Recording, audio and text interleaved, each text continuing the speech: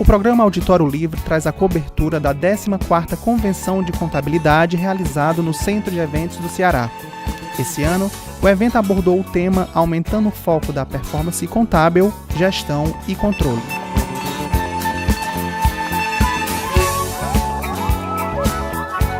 Na ocasião, o coordenador técnico do Tribunal de Contas do Estado do Ceará, José Wesmey da Silva, ministrou a palestra Atuação dos Tribunais de Contas em face às novas normas de contabilidade aplicada ao setor público. Será que realmente aqueles bens, aqueles bens móveis, principalmente, que está lá dentro do meu órgão, aquele valor absurdo, será que ele vale mesmo aquele carro que foi adquirido há 10, 15, 20 anos atrás, ainda está lá na minha contabilidade, está lá no meu patrimônio registrado pelo valor de aquisição? É isso mesmo, gente. Aí quando você olha para fazer a auditoria, ele está na sucata. Né, Lismara? E está lá na contabilidade por R$30 mil. Assim como existe aquele bem imóvel, o imóvel, que vale 200, 300, 285 milhões de reais, e está contabilizado a R$1, a 10. Não, joga só o valor simbólico. É engraçado que ainda tem gente que quer enganar a gente, né? Na justificativa diz assim, não é porque foi a conversão da URV para o real. Aí eu penso assim, bom, se fosse a conversão da URV para o real, na época ele valia R$2.750. Não foi a conversão? Não, gente. Na verdade, vamos ser sinceros, na verdade, é porque eu imaginava que aquilo ali não era patrimônio, não tinha dado o devido cuidado para ele, não tinha incorporado na minha contabilidade. E eu deveria, sim, tê-lo incorporado na contabilidade, não fiz. Tá, vamos acertar agora? Porque o que se quer agora, nesse momento de transição, é justamente isso. É fazer o seguinte, olha, estava todo mundo errado. Não dá para dizer que era o controle, que era quem executava. Gente, o controle não tinha cobrado. E quem fazia nunca tinha executado. E o gestor principal interessado não adotava as medidas para que aquilo fosse o quê? Implementado, porque a gente sabe que depende muito da vontade do gestor. Na verdade, praticamente tudo isso aqui é vontade de gestão. Né? Contador, claro, a gente vai falar sobre isso, ele tem que ter uma gestão contábil, tem que se adotar agora uma gestão contábil. Mas, na verdade, ficamos todos, inclusive eu me coloco nesse rol, como passivos, como, digamos assim, ficamos acomodados em não evidenciar e não cuidar e não controlar bem o patrimônio público, da forma e do cuidado que ele merecia ter. E bens de uso comum do povo. Tá, antes de bens de uso comum do povo, crédito por dano ao patrimônio. Ora, o Tribunal de Contas, quando ele faz uma auditoria, ele faz uma inspeção, ele faz uma tomada de conta especial, e ele apura, imputa um débito para o gestor que, porventura, desviou um recurso. Quando ele imputa aquele débito, o Tribunal de Contas informa lá para o município, o Tribunal de Contas informa lá para o Estado, dizendo, olha, nós, na nossa auditoria, nós verificamos que gestor tal, constatamos que realmente teve prejuízo ao patrimônio público e ele está obrigado a devolver R$50 mil. Para quem? Devolver para quem, gente? Para o município, para o Estado. Está obrigado. Tá. Aí vamos lá para o Estado. Aquilo ali é o quê? O recurso foi desviado de quem? Não foi do Estado? O Tribunal de Contas não está mandando ressarcir? Então, se o Tribunal de Contas está mandando ressarcir, já informou para o ente. Aquilo não é um ativo, não? Hein, gente? Com certeza é um ativo. Com toda certeza aquilo é um ativo. É um direito que o ente tem de receber, de ser ressarcido, pelo dano que ele causou ao erário. E isso tem que sim que ser o quê? Evidenciado na demonstração. Bens de uso comum do povo. Isso, agora viajou, a norma. Bem de uso comum do povo. Você quer que contabilize? Eu não quero nada, A norma diz que tem que contabilizar estradas, ruas, avenidas, praças. Faça a pergunta. Não é público, não? Não se aplicou recurso público, não. Eu não posso contabilizar no meu patrimônio, lógico. A lua, não dá, né? Apesar de ser um bem de uso comum povo, é meio difícil ainda para o contador, por mais experiência que ele tenha, fazer o rateio da lua, né? Ou da praia de Iracema. Já pensou, hein? Colocar no patrimônio uma parcela do nosso patrimônio. Não dá, né? Não dá. Então, os bens, lógico, bens de uso comum do povo, que absorvem ou absolveram recursos públicos. Tem que ser evidenciado? Sim. Como é que eu faço isso? Eu não sei. Quem sabe é o engenheiro. Eu sou contador. Tem que perguntar para o engenheiro, né? Ele que sabe quanto é que vai ser avaliado uma praça, uma rua, uma avenida. Não temos nem competência para isso, né? O contador ele não pode simplesmente dizer assim, opa, passa lá em frente à prefeitura e vê a rua bonita que foi colocada assim, opa, peraí, vou lá incorporar esse valor ao patrimônio. Não, tem que ter lá o laudo do perito, né? A contabilidade, o contador, ele tem que ter um documento suporte para fazer aquele registro. Ele não pode, ele mesmo, gerar informação para, né, nesse caso, aumentar o ativo. Ele tem que ter o suporte. Não é isso? Assim como ele tem que ter um suporte para contabilizar os créditos tributários a receber. Essa informação vem de onde? Essa informação tem que vir lá do setor tributário. Tá? Então, bens de uso comum do povo, e da mesma forma, os bens intangíveis, têm sim que ser contabilizados. Por quê? Porque são bens adquiridos com recurso público. Então, tem que ser evidenciado aí no balanço patrimonial. Não é isso? Agora vamos para o outro lado. Vamos lá para sentenças judiciais. Ora, as sentenças judiciais, eu falo daqui daquelas transitadas em julgado contra o município. É passivo, gente? É, né? Com certeza. Aquilo é passivo. Aquele passivo não pode ficar oculto. Aquele passivo tem que ser evidenciado. Aquele passivo tem que ser exposto. Aquele passivo tem que ser demonstrado no balanço para que o órgão de controle, o Tribunal de Contas, possa questionar, opa, peraí, isso aqui é o que mesmo, hein? O que é esse passivo aqui? Aí o contador, né, agora vai fazer assim, não, esse passivo refere-se, aí coloca uma nota explicativa, dizendo que este passivo refere-se a um processo judicial, de número tal, tramitado e julgado, e coloca lá na nota explicativa, deixa tudo bonitinho, né? Para que tenha uma comunicação entre controle e quem executa. Despesas de exercícios anteriores. Gente, é o famoso esqueleto, né? São os esqueletos, né? As famigeradas despesas de exercícios anteriores. Esse daí é um problema, né, gente? Ora, vamos raciocinar aqui. Orçamentariamente, o nome já diz que é uma despesa que aconteceu no exercício ou em exercícios anteriores, não é isso? Orçamentariamente é isso. Orçamentariamente é isso. Tá. Mas vamos pensar o seguinte. Se é uma despesa de exercício anterior e ela ainda não foi paga, ela é passivo, não é não, gente? Sim ou não? Sim. Aí o que acontece? As despesas de exercícios anteriores não são evidenciadas no balanço, e aí quando o gestor assume, principalmente o novo gestor, ele tem uma surpresa, né? Opa, tinha muito assim? Tinha, porque se tivesse evidenciado lá no balanço, ele já tinha dito, ele já tinha tornado evidente que aquelas despesas de exercícios anteriores são compromissos de despesas assumidos. Compromissos de despesa assumido, passivo. Lei de Responsabilidade Fiscal, artigo 42. Nos 8 últimos meses do final do mandato, não pode se deixar despesa, não se pode, o que a lei coloca, ela não fala em restos a pagar, tá? Não fala em restos a pagar, é o seguinte, olha, nos 8 últimos meses do final do mandato, o gestor não pode assumir compromisso de despesa. Vamos lá.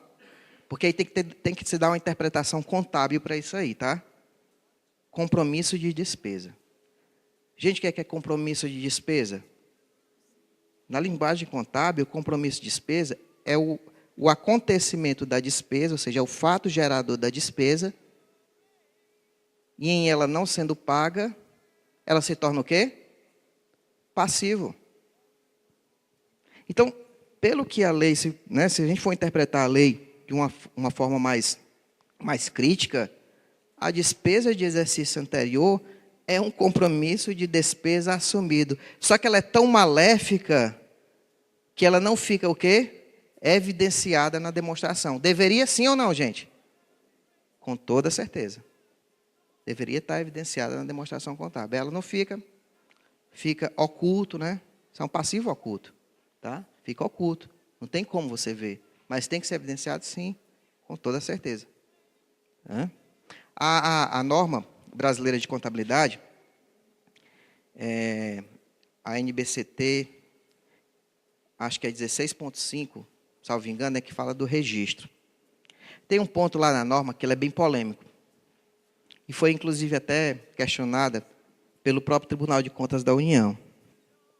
Ela diz assim, esse ponto da norma diz assim, que os fatos contábeis e os registros, eles têm que ser realizados independente dos procedimentos orçamentários cabíveis. Rapaz, isso deu uma polêmica. Deu uma polêmica porque ela diz o seguinte, o Tribunal de Contas da União disse, olha, espera aí. Pelo que está dito aqui na norma, ela está dizendo que pode ter despesa sem ter orçamento. Não é essa? Né? Se você for verificar, você vai ter... Rapaz, mas não pode não. Não pode não. E a norma, ela não está dizendo isso, gente. Veja, a norma ela não está dizendo isso. A norma está dizendo o seguinte, olha, controle, órgão de controle. Eu estou dizendo para você assim, se a despesa acontecer, vamos lá, foi realizar uma despesa, não tinha orçamento, o gestor insistiu em fazer a despesa. Insistiu, não tem orçamento, não, quero saber, faça a despesa. Gente, se a despesa foi feita, o fato gerador ocorreu sim ou não? Tem que ser registrado sim ou não? Lógico. O contador vai ter que entrar nas operações independentes da execução orçamentária, fazer um crédito do passivo e um débito da variação patrimonial diminutiva. Ocorreu a despesa, gente. Aconteceu, é passivo. Então, aí foi que o Tribunal de Contas entendeu. Realmente é melhor evidenciar o passivo do que ocultar. Você não está autorizando, lógico. A regra de se realizar a despesa sem prévio empenho continua, é válida. Né? O que a norma está dizendo é o seguinte, olha, se o fato gerador acontecer, nós não estamos abonando o gestor por não ter emitido a nota de empenho. Nós estamos dizendo o seguinte, se o passivo acontecer, registre, evidencie o passivo. Aí, beleza, né? Para o órgão de controle, porque é melhor evidenciar do que ocultar o passivo. Não é? Melhor evidenciar do que ocultar o passivo. Vamos imaginar o seguinte, eu não quero estar nessa situação, não sei se vocês já passaram por essa situação. Não estou dizendo que são todos gestores, estou dizendo uma situação hipotética, tá, gente? Vamos lá. Chegou no último ano de mandato, folha de dezembro e 13º.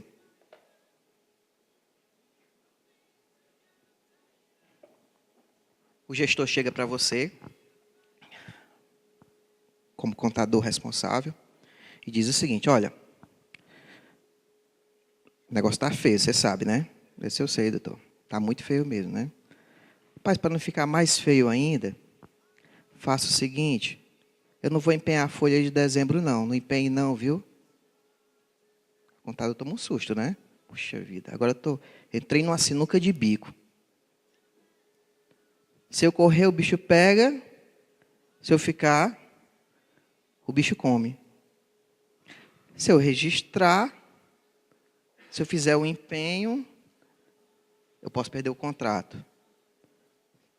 Se eu não fizer, eu posso ser cúmplice. Eu posso estar contribuindo aí para um ato de improbidade. Mas veja, o contador esperto ele vai pensar o seguinte, não, espera aí, tem uma saída para mim. Por que tem uma saída? Porque a Lei 4.320, quando você vai lá no conceito da lei sobre empenho, ela diz o seguinte: o que é empenho? Ato emanado da autoridade competente. Não é isso que ela coloca? Ato emanado da autoridade competente, que cria para a entidade, que cria para o ente a obrigação de pagamento pendente ou não do implemento de condições. Então, veja, o ato do empenho tem que ser emanado, tem que surgir de quem? Da autoridade competente. Nesse caso, quem é a autoridade competente, gente? Gestor. Opa. Bom, realmente eu não vou fazer o empenho, não sou autoridade competente, o contador disse para ele mesmo. Não é? Autoridade. Se a autoridade competente está dizendo que não é para fazer o empenho, eu vou fazer? Ah, mas espera aí. Eu tenho uma obrigação de evidenciar isso. Porque contabilidade não é só orçamento. Contabilidade é também patrimônio. Então, nesse caso, o contador ele tem sim que entrar, né? Tem que fazer um registro independente da execução orçamentária e creditar o passivo decorrente da folha e contra a despesa.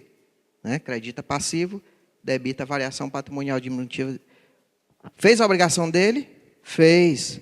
Porque numa prestação de contas, o tribunal identificando isso, o tribunal não vai poder dizer: olha, contador, por que você não fez o empenho mesmo, hein? Olha, é lógico, meu amigo. Eu não sou autoridade competente. A autoridade competente é ele que não mandou fazer o empenho. Mas o meu registro eu fiz, está aqui, ó. De preferência, inclusive, né, colocar em nota explicativa. Certo? Sim ou não? Com certeza. O passivo decorrente da folha aconteceu, gente? Sim ou não?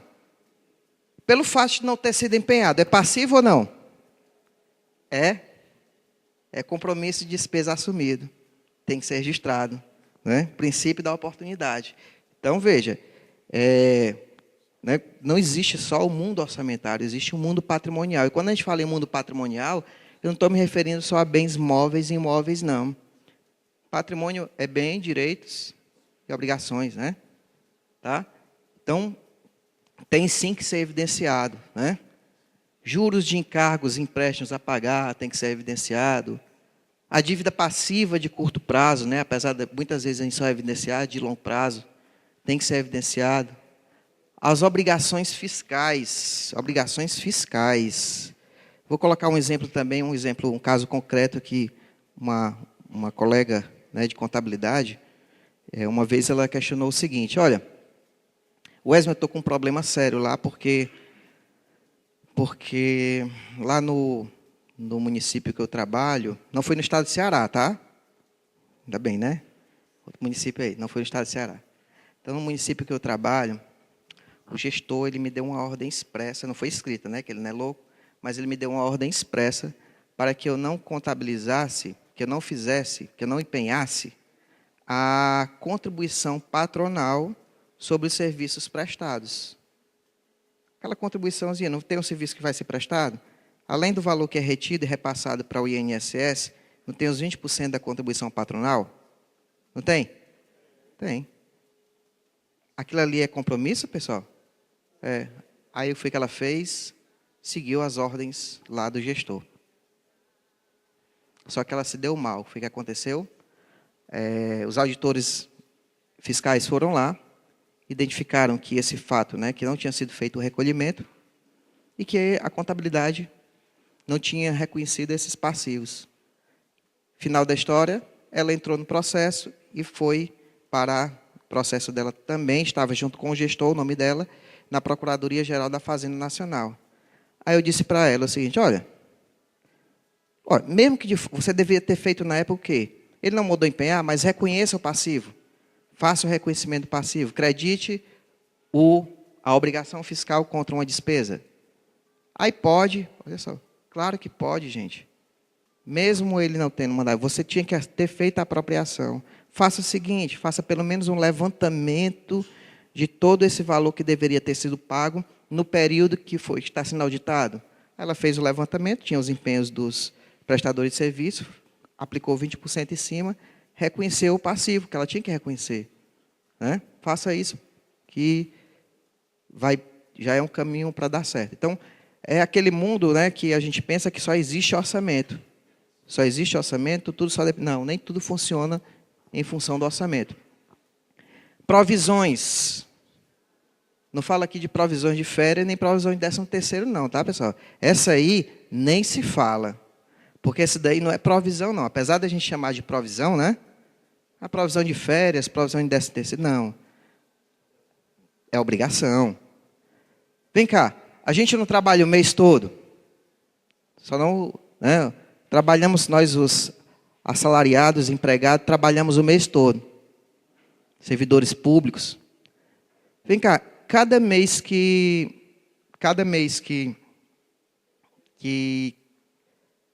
se finda, nós temos o direito de receber um 12º de férias e um 12º de 13º? Eu tenho. Né? Todos nós temos. Tá, então se eu sou servidor público e eu tenho um direito, significa dizer que o ente tem uma obrigação. E isso é passivo ou isso é provisão? Não, isso é passivo constituído. Que é para estar lá em cima. Despesa que o pessoal vai pagar. Qual a diferença, pessoal? Passivo constituído e provisão. O fato desse caso, o fato gerador, que foi o quê? Que foi eu ter trabalhado durante 30 dias, ocorreu, sim ou não? Da mesma forma que o fato, é o mesmo fato gerador que serve para quê? Para a despesa do salário. Então, eu aproprio aquilo ali, reconheço aquilo ali como passivo e fico evidenciado. Esse caso aqui, dessa provisão, é outra situação. Né? A provisão aí, para tentar ser um pouco mais claro, colocar um exemplo de provisão seria o seguinte. Está lá no bate-papo o contador doente, está lá o gestor e está lá o procurador jurídico. Ele diz o seguinte, o procurador, numa conversa, diz, olha, gestor, tem uma sentença judicial aí correndo contra o município, viu? Contra o Estado. O contador antenado, ele vai logo, né, crescer as orelhas. Peraí. Sentença judicial, porque cabeça de contador só tem ativo, passivo, débito e crédito, né, pessoal? Aí ele falou sentença, passivo. Né?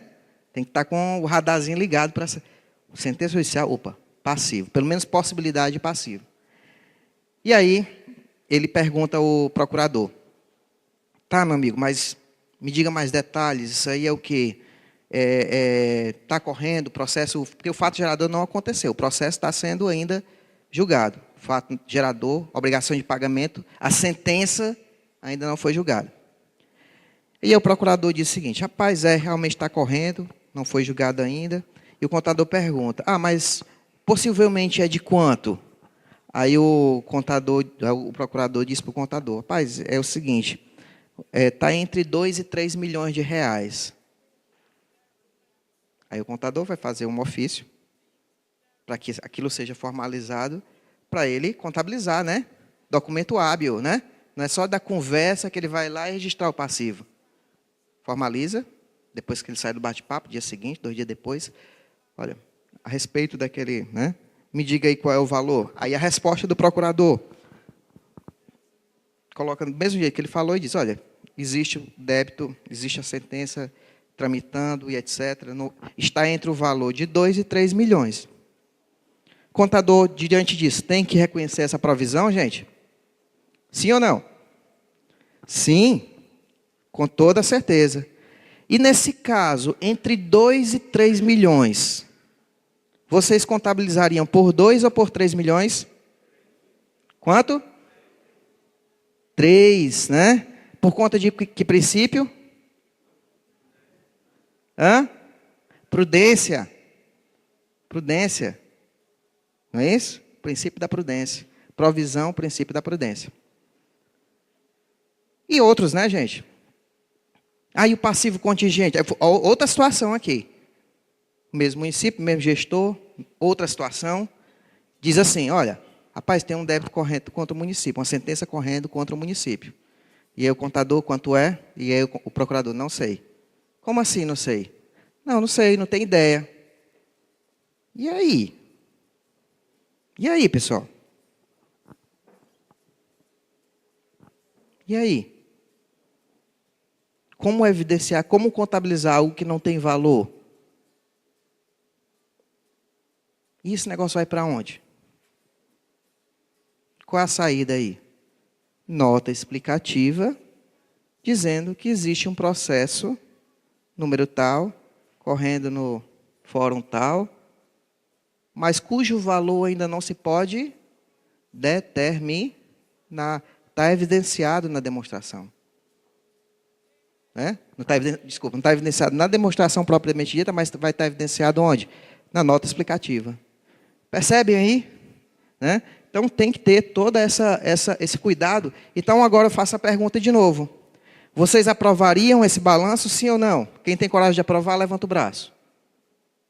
Ainda bem que ninguém tem, né? Então percebam a quantidade de ativos e passivos ocultos, alguns aqui, né? Que nós temos hoje nas nossas demonstrações. Precisa ser corrigido, né, gente? Isso daí. A gente precisa, como contabilistas, e nós como órgãos de controle, precisamos um pegar a mão do outro, sair andando de mãos dadas. Não é brigar, tá? É brigar. Todo mundo agora está no mesmo barco. Todo mundo andar de mãos dadas, com o mesmo objetivo, que é tornar a contabilidade um instrumento realmente de gestão e de controle, um instrumento de gestão e de transparência do setor público. Então, realmente aí tem que se pensar para verificar se esse negócio aí realmente está certo. Bom, então agora, temos que ocultar ou evidenciar todos os ativos e passivos. Eu dou um curso de patrimônio, e aí geralmente eu recebo algumas ligações. Ligação não, né? Porque hoje ninguém mais faz ligação. WhatsApp, né? Aí o pessoal no WhatsApp, tem gente que pergunta assim, rapaz, Wesley, estou fazendo o levantamento lá do meu patrimônio, está tudo direitinho, né? Estão fazendo bem direitinho, fazendo todo o levantamento, mas eu estou com um problema aqui. Ele diz logo que é um problema, né? Estou com um problema aqui, sério. Qual? Não, é que nós identificamos aqui alguns imóveis que eles não estão registrados no patrimônio e, por conseguinte, não estão evidenciados na contabilidade. Tá, aí eu faço a seguinte pergunta. O município já adquiriu? Já comprou? Sim. Já está em uso? Sim. Espera aí. Se ele já adquiriu e já está usando, isso não é ativo, não? Sim ou não, pessoal? Sim, é ativo. Aí ele diz o seguinte, não, mas porque não estava colocado na contabilidade, é porque não tinha escritura. Ora, gente, é ativo do mesmo jeito. Incorpora-se esse ativo e coloca lá uma descrição, né, no cadastro daquele bem, dizendo que aquele bem está pendente de quê? De escrituração, mas não é pelo fato dele não estar escriturado, não é pelo fato dele não estar escriturado, pelo fato dele não estar registrado no cartório, que isso não o torna como ativo. Porque o conceito de ativo, outro dos pontos que eu achei mais interessante ali, mais magníficos da norma, é esse conceito de ativo. Ela diz o seguinte, ativo compreendem recursos controlados. Aí, lá embaixo, ela explica o que é recursos controlados. Ativo compreende recursos controlados da entidade como resultado de eventos passados, ou seja, decorrente de uma transação passada de compra, de doação, de recebimento, de convênio. Então, compreendem recursos controlados pela entidade como resultados de eventos passados, dos quais se espera que resulte para a entidade benefício econômico futuro ou potencial de serviço. Tá, mas o que são esses tais de recursos controlados? Está aqui, ó. Recursos controlados, a norma ainda dizendo, são ativos em que a entidade, mesmo sem ter o direito de propriedade. Mesmo sem ter o direito de propriedade, detém 3 requisitos: controle, risco e benefício. Nesse caso, pessoal, esses imóveis que já estão sendo utilizados, estão nessa situação? Com toda certeza. Então, são ativos? Com toda certeza. Devem ser incorporados à contabilidade? Com toda certeza. Ou deve ser oculto? Porque ele fica com medo, ele fica logo com medo do Tribunal de Contas. Ele vai dizer o seguinte: rapaz, mas se eu der entrada agora, o Tribunal de Contas vai... Gente, não vai. O Tribunal de Contas, nenhum Tribunal de Contas quer que o passivo fique oculto. O Tribunal de Contas, ele quer que o ativo seja evidenciado. Na verdade, se o contador fizer isso aí, quem está analisando as contas, chegar na mão dele, meu amigo, parabéns, viu? Parabéns. Por esse ponto aí, eu aprovaria as suas contas com louvor. Se for só isso, lógico, né? Com louvor. Porque ele tem que evidenciar, existe muito, gente, existe muito isso nos municípios, que às vezes os municípios, eles recebem, através de convênio, equipamentos do PAC aqui, né? Os municípios aí recebem equipamentos do PAC, e lá, muitas vezes, no termo de convênio, diz assim, ó, tem um artigo dizendo assim, que os bens, né, esses equipamentos, só serão de propriedade do município após 5 anos. Aí o cara entende tudo errado.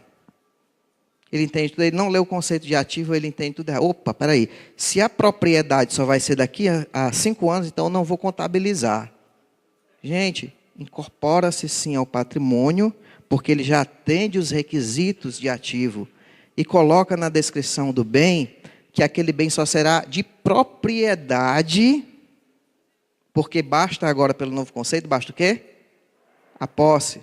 Então, aquele bem só será de propriedade do município após 5 anos.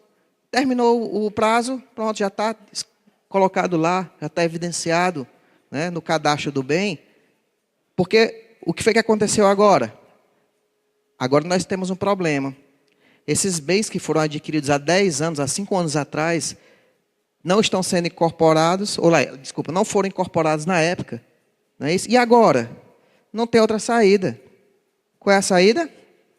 Incorporar. Ou é melhor o cara pegar e vender sem ter pelo menos passado pelo patrimônio, hein, gente? Porque se não está registrado no patrimônio, ele pode muito bem dar outras destinações, não é verdade? É por isso que eu digo, se o operador lá, né, o contador, fizer realmente o registro, por esse ponto, as contas teriam que ser aprovadas com louvor, porque ele teve coragem de dizer, olha, realmente nós não fizemos e agora eu estou incorporando o meu patrimônio. Tá? Para que se evite justamente isso, que venha alguém mal intencionado e subtraia aquilo que é patrimônio. Né? Que dê outra destinação àquilo de uma forma ilícita para aquilo que é patrimônio. Então, realmente, nós devemos sim, né, nós temos a obrigação de evidenciar todos os nossos ativos e todos os nossos passivos. Não se pode ocultar, é muito feio, né, gente? Não tem ocultação de cadáver, não tem? Não tem ocultação de cadáver? É tão feio quanto, né, não? Ocultação de ativo, ocultação de passivo. É crime também. Talvez não sejam as mesmas punições, mas é um ato ilícito também. Né?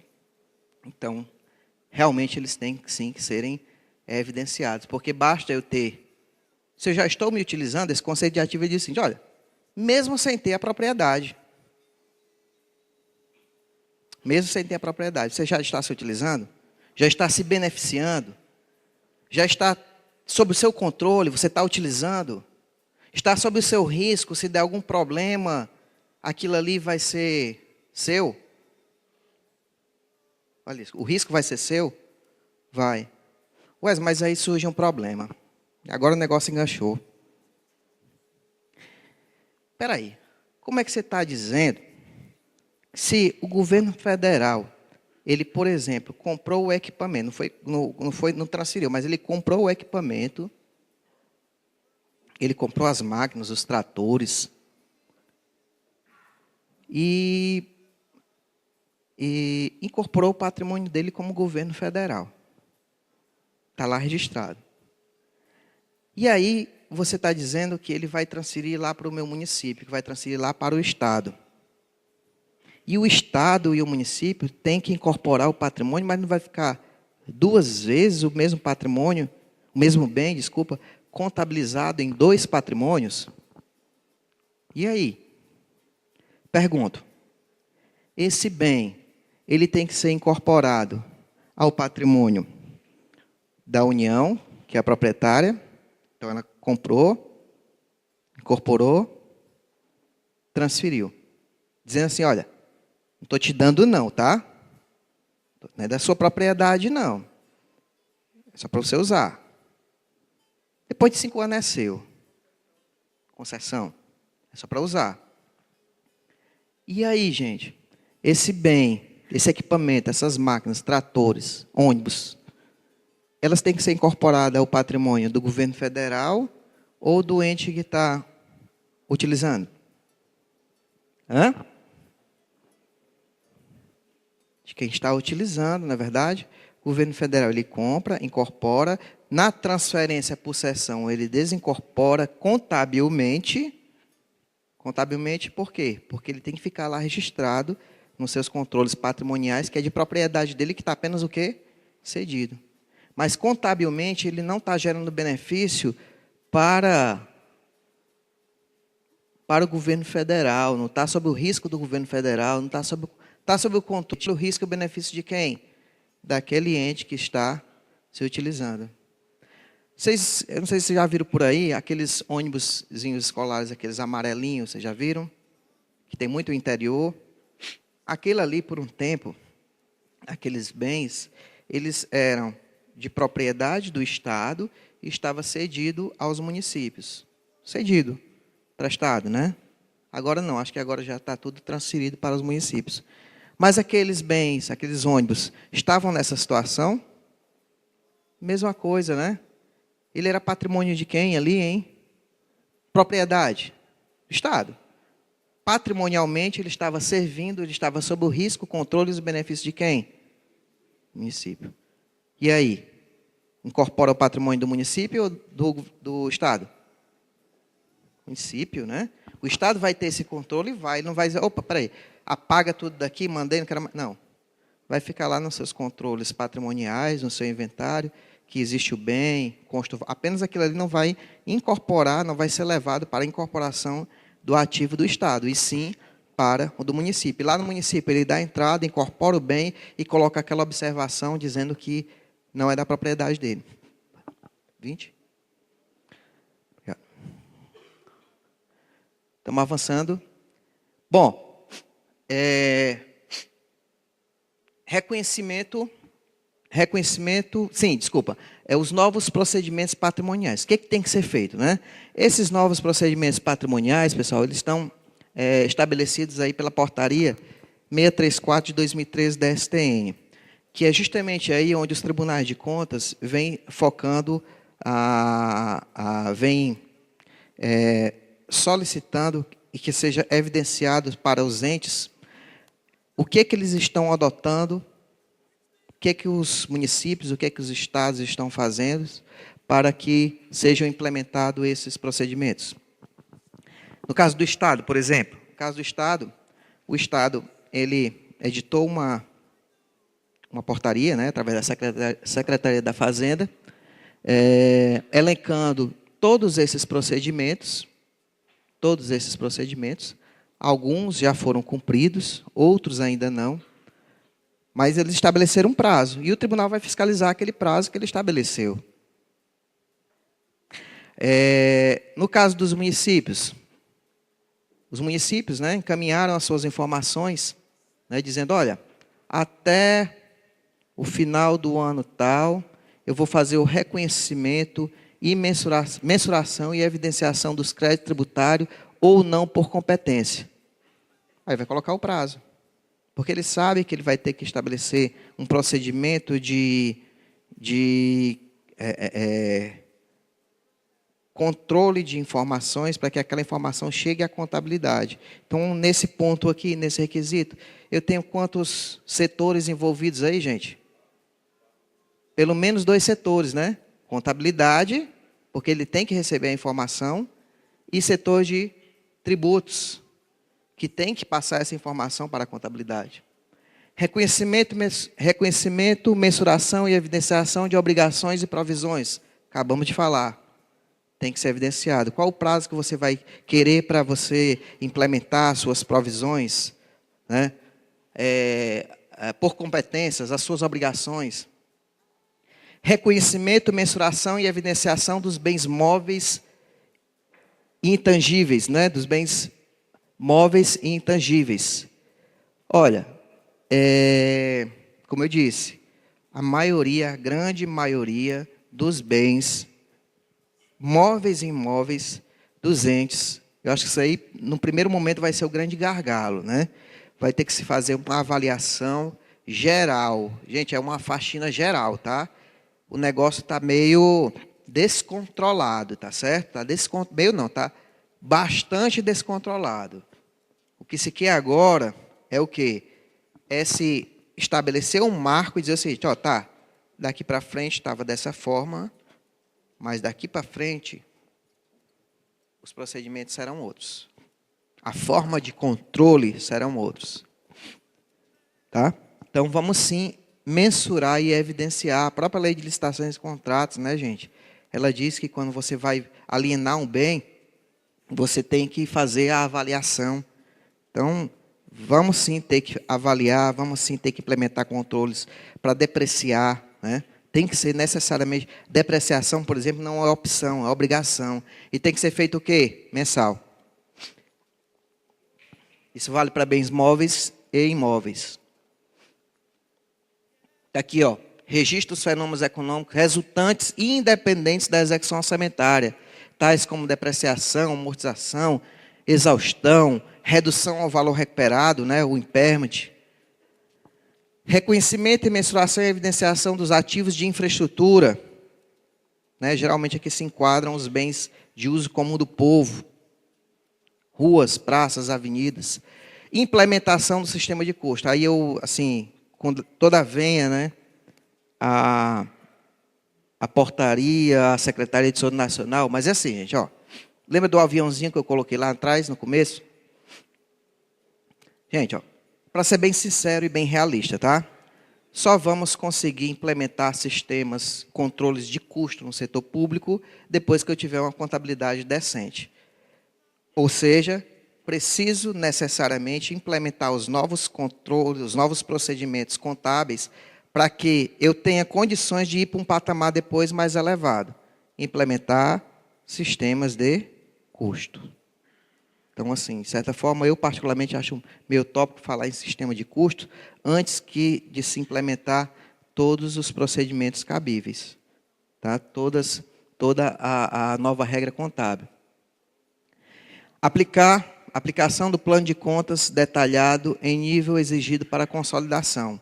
Então, a Secretaria de Tesouro Nacional, ela lançou um modelo padrão de plano de contas, né, que vem sendo trabalhado, né, para algumas entidades, né, principalmente as capitais, né, o Estado, por exemplo, o Estado do Ceará, ele tem o seu programa, né, a Prefeitura de Fortaleza tem o seu programa, o município geralmente ele faz alocação desses programas, mas, enfim, o que se quer, independente da origem, é que se tenha o plano de contas. Certo? Se tenha o plano de contas. Porque como é que eu vou evidenciar tudo isso? Como é que eu vou escriturar tudo isso? Como é que eu vou elaborar as novas demonstrações contábeis se a base é o plano de contas? Novos padrões para as demonstrações contábeis aplicadas ao setor público. Então, nós temos aí as demonstrações que nós já tínhamos, né? Balanço orçamentário, financeiro, patrimonial, demonstração das variações patrimoniais, temos novos anexos, né? Não vou mostrar aqui, entrar em detalhes, porque nós não temos tempo para isso. Mas, enfim, temos um novo demonstrativo, que é a demonstração do fluxo de caixa, certo? Que também tem que ser elaborado em função da norma. E aqui, aqui a gente tem um herói, né? Ó. O cara aqui é um herói. É um herói, mas ao mesmo tempo ele tem uma missão muito importante, gente. Olha a missão desse cara.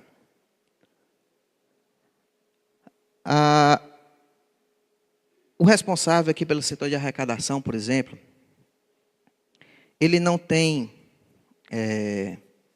não passa pela cabeça dele que o tributo lançado é um ativo. Ele, não é nem obrigação dele. Ele tem que controlar o crédito tributário. A pessoa que está lá, tomando conta da dívida pública, ou da licitação, ou do almoxarifado, ou setor pessoal, ele não sabe quais são os efeitos que aquilo ali tem na contabilidade e, por conseguinte, na prestação de contas. Ele não sabe. E aí é que surge um novo desafio para aqueles que trabalham com a contabilidade. Qual o desafio? Implementar gestão contábil. O que é gestão contábil? Olha, é ir atrás da informação, é saber que eu tenho que evidenciar os ativos e saber como pedir ao gestor da ponta, olha, setor tributário, eu quero agora que você me mande, eu tenho que evidenciar isso nas prestações de conta do nosso gestor. Eu preciso dessa informação. Setor de pessoal, eu preciso que tu me mande aí as informações sobre os valores decorrentes da parcela do 13º e das férias. Setor de convênio, tu tem convênio aí, já tem o convênio assinado, porque convênio assinado é ato potencial, né, gente? E ato potencial tem que ser registrado na contabilidade. Então, ele precisa dessa informação. E o cara lá não sabe, o cara que trabalha com convênio lá na secretaria, ele não passa na ideia dele que aquilo ali é um ato potencial que tem que ser registrado na contabilidade, que tem que ser evidenciado no balanço patrimonial, que tem que ser encaminhado para o Tribunal de Contas. Para o Legislativo, né? Não passa pela cabeça dele. Mas o contador sabe, é por isso que ele tem que buscar a informação. Veja a responsabilidade, né? E, enfim, dos outros setores, setor de patrimônio, setor jurídico, licitação, coloquei aqui alguns exemplos, são bem mais que isso, para que ele consiga gerar realmente uma boa informação. Tá.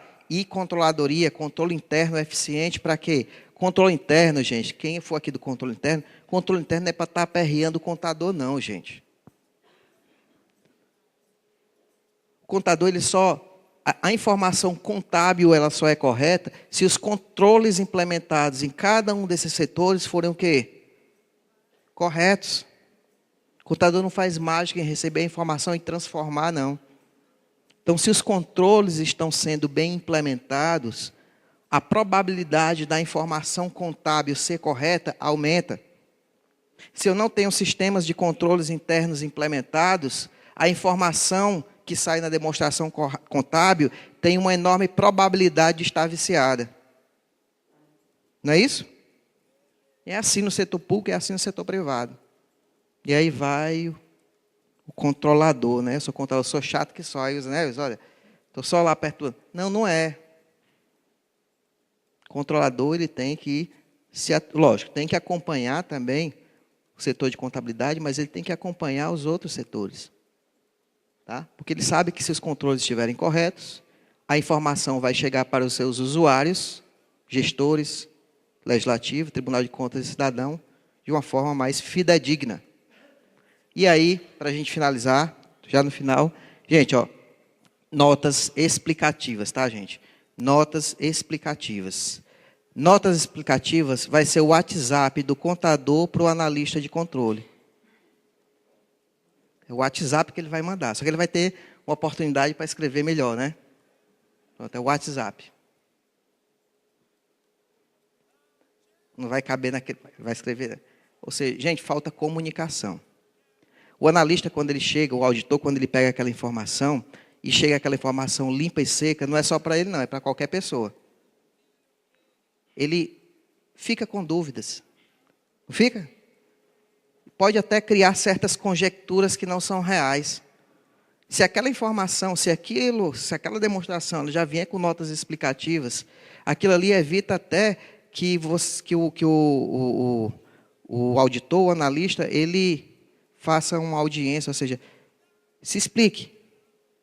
Olha, ele já tem a oportunidade agora de se explicar antes, né? Na verdade, agora não, sempre teve. Não foi feito, foi o uso. Mas a norma, ela vem corrigindo isso aí. Ela diz, olha, as notas explicativas, elas são partes integrantes da demonstração contábil. Parte integrante, assim coloca a norma. E não é colocar qualquer coisa não, né, gente? Não é falar só sobre execução, orçamento, não. Peguem modelos de notas explicativas de empresas, de grandes empresas, né, que não tem o costume. Eu sei que quando eu trabalhava, né, quando eu era contador do município, a gente ainda não tinha essa cultura. A gente colocava lá umas 20 páginas, 15 páginas de execução orçamentária, mas nós não falávamos de notas explicativas como elas realmente devem ser. Então, vamos pegar modelos de notas explicativas, lógico, servir como parâmetro, né? Servir como parâmetro e trazer aí para o setor público. Então, realmente é necessário se ter essa conversa, né? Na verdade, nota explicativa, ela nada mais é do que um canal de comunicação. Eu coloquei aqui entre auditores e auditados, mas é entre auditores e auditados, mas é entre gestão, entre contabilidade e usuário de uma forma geral. Por fim, como eu falei, um tem que ajudar o outro, né? Quem fiscaliza, quem é fiscalizado. Quem fiscaliza tem que ter consciência de que no primeiro momento, no primeiro ano, as coisas não são fáceis. As demonstrações virão erradas, gente. É lamentável dizer isso. É lamentável. Mas virão com alguns problemas, com vários problemas. Mas tudo é um processo de aprendizado, né? Então, isso aqui é fundamental. Por quê, gente? Porque, na verdade, eles têm o mesmo objetivo. Atender a sociedade, que é o maior beneficiário da informação contábil. Por quê? Porque a contabilidade, como todos sabem, ela não é exata.